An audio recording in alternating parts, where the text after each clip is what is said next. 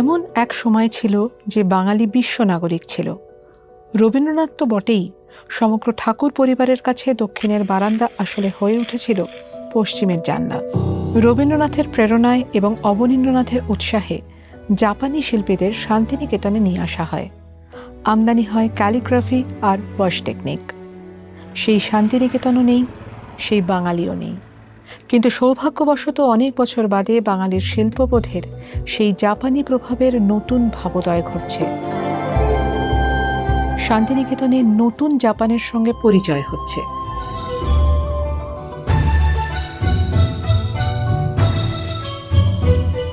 নিজে জাপানে থেকে সেখানকার শিল্পীদের কাজের খুঁটিনাটি শুধু নয়, নবযুগে সে সভ্যতার জীবনবোধ বয়ে এনেছেন এ কালের শান্তিনিকেতনে। এখন নিজের হাতে কাগজ বানিয়ে পাথর গুঁড়ো করে তা দিয়ে রং বানিয়ে অবন ওকাকুরার শান্তিনিকেতনকে শিল্পের নতুন দিগন্ত দেখাচ্ছেন। বারুদ দিয়ে ছবি আঁকার পথ দেখিয়ে সমাজ সংস্কারের কাজও করছেন। সবে মিলে বেঙ্গল স্কুল অফ আর্টে যেন ঘটছে নবজাগরণ। জাপানি মতে দীক্ষিত দূরদর্শী সেই শিল্পী কিংসুক সরকার আমাদের এবারের বছরের বেস্ট।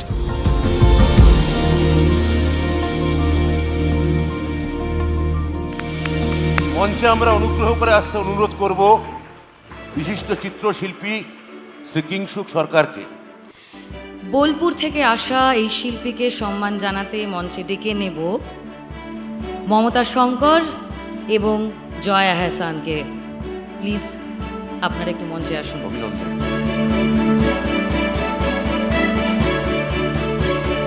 কংগ্রাচুলেশনস আপনাকে।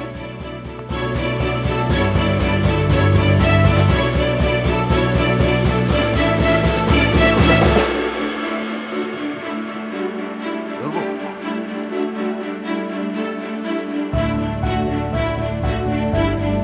ওটা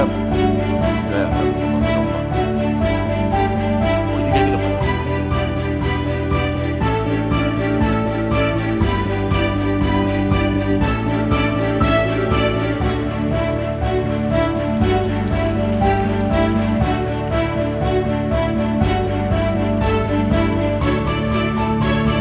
অনেক ধন্যবাদ মমদি আর জয়াকে।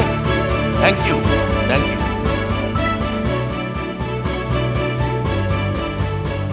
কিংসুক, আপনাকে তো আমাদের প্রশ্ন আছে। আচ্ছা, আপনি তো অবনীন্দ্রনাথ ঠাকুর প্রদর্শিত পথে জাপানি প্রথা শান্তিনিকেতনে নিয়ে এসেছেন, কিন্তু আজকালকার অনেক শিল্পী, মানে এই সময়কার যারা আধুনিক শিল্পী, তারা অবনীন্দ্রনাথকে শিল্পী হিসেবে মানতে চান না।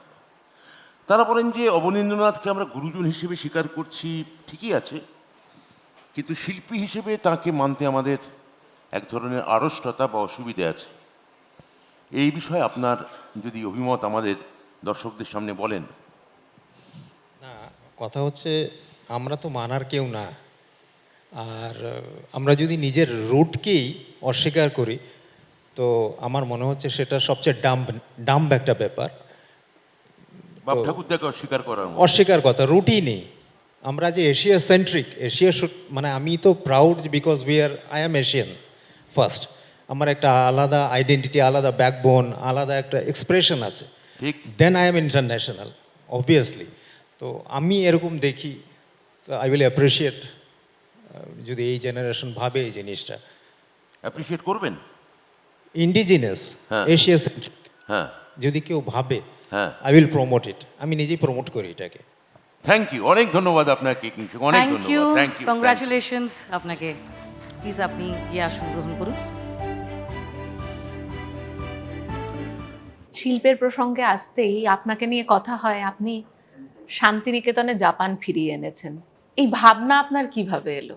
ভাবনা বলতে শান্তিনিকেতন আর জাপান, আমি জাপান যাইনি যখন, তার আগে আমি শান্তিনিকেতন যে স্পিরিটটা বা স্পিরিচুয়াল যে হাইনেসটা থ্রু এডুকেশন পেয়েছি, জাপানে যাওয়ার পরে আমার মনে হয়েছে দুটোই এক।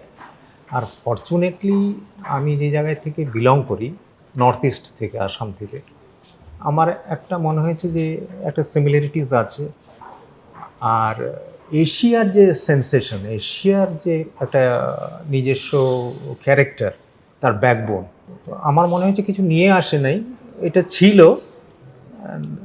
I was following that. এটা আমার সাথে সাথে আমার প্র্যাকটিসের মধ্যে, আমার মধ্যে ছিল, আমার থ্রো এডুকেশন, আমি যেখানে বড় হয়েছি, আপব্রিঙ্গিং হয়েছে আমার, সেখানেও ছিল। আর গুরুদেবের শান্তিনিকেতনে তো অবশ্যই ছিল। তো আমি যখন জাপানে যাই, তো ওইটা আমার সাথেই এসছে, it was incorporated in a certain way. আচ্ছা, আপনি তো মানে নিজের ছবি আঁকার সব সরঞ্জামও প্রায় নিজে বানান, হ্যাঁ, প্রায়। এগুলো কোথায় শেখা? এগুলো মূলত আমরা যদি ইস্ট সেন্ট্রিক দেখি, ইস্টার্ন সেন্ট্রিক, ওয়াবি সাবি একটা ব্যাপার আছে, আচ্ছা, যে ফিলসফি। আর যেটা আমার বেসিক্যালি মনে হয়েছে, বা যেটাতে এসে হয় আর কি, আমি কমফোর্টেবল, যেটা নেচারের force, nothing is man made. মানে আমরা ইনিশিয়েট করছি, আমরা চুজ করছি বা ইমপ্লিমেন্ট করছি। তো সেখান থেকেই মনে হয়। আর যেটা Shantiniketan, we are blessed because Shantiniketan এমন একটা জায়গা যেটাতে নেচার ইজ ডমিনেটিং, আর যেটাতে সবই আছে, রং আছে, পেপার আছে, কালার আছে। তো আমার মনে হচ্ছে যে ওইটা একটা প্রসেস, ওইটাকে যদি ওভারলুক করি, মানে এই সময়ে দাঁড়িয়ে যেখানে গ্রিন হাউস গ্যাসের কথা বলি বা একটা ওয়েলবিংয়ের কথা বলি, ইকোলজির কথা বলি, তো সেইখানটা মানে একটা রেসপন্সিবল আর্টিস্ট হিসাবে আমাকে ওইটা অ্যাডাপ্ট করলে আমারও কমফোর্টেবল মনে হচ্ছিল। ওই জায়গার থেকেই সব নিজে বানানো আর কি, তো মহাযজ্ঞ আর কি। মহাযজ্ঞ আর কি। যাই হোক, আপনার কাজ আরো ভালো চলুক। আপনাকে অনেক শুভেচ্ছা Thank you. এবং আমাদের এখানে আসার জন্য অনেক ধন্যবাদ।